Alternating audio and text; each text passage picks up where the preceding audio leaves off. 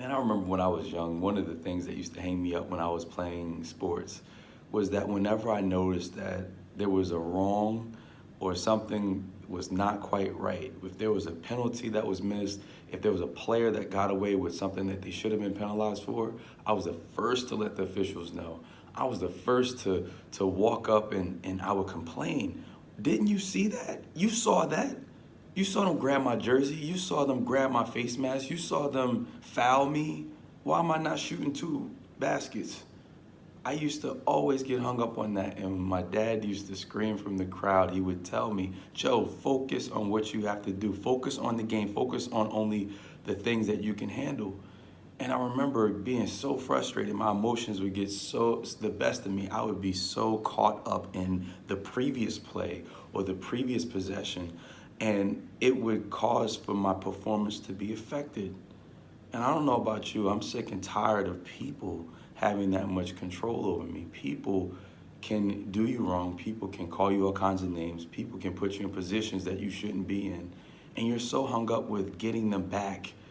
You're so caught up in telling God and using him almost like a guard dog, like, get them. It was them that did this to me.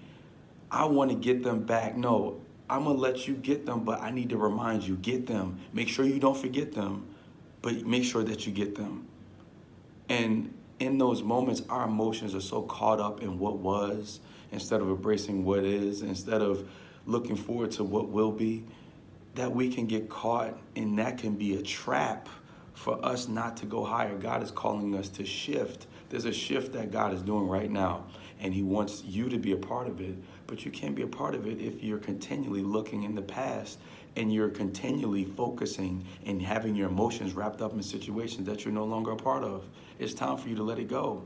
It's time for you to switch gears. When you're driving a car that's a stick shift, when there's a signal that will let you know when it's time for the gears to switch. The engine will rev up, the RPMs will go really high. And for anyone that's ever driven a stick, if you don't switch gears at the right time, the car will stall out, or better, worse,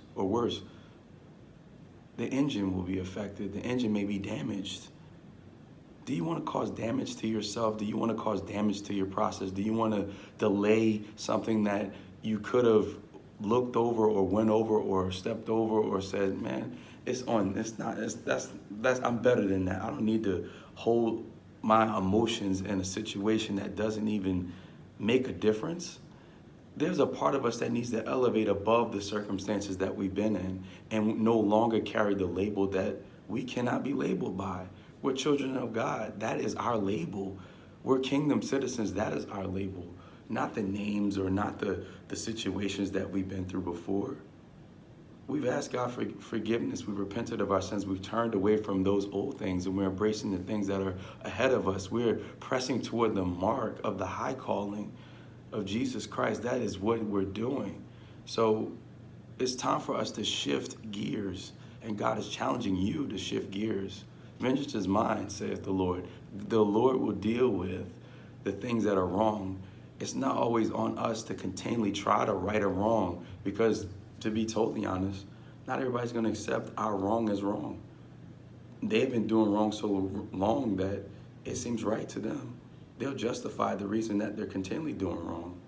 So dust your feet off. You've already revealed to them the offense, and move on with your life, because God is calling. He's calling you to go higher. He's trying to elevate you, but he can't elevate you if you're continually focused on the things that are behind you instead of reaching forward to the things that are in front of you that he's placing in your life.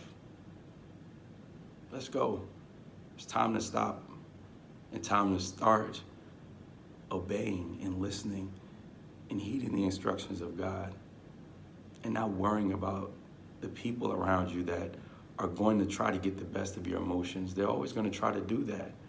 But it's up to you to let them get the best of your emotions. Your emotions are like an allowance. At your expense, at your expense, will you let them continually use your emotions? Will you continually spend your emotions on something that doesn't have much value?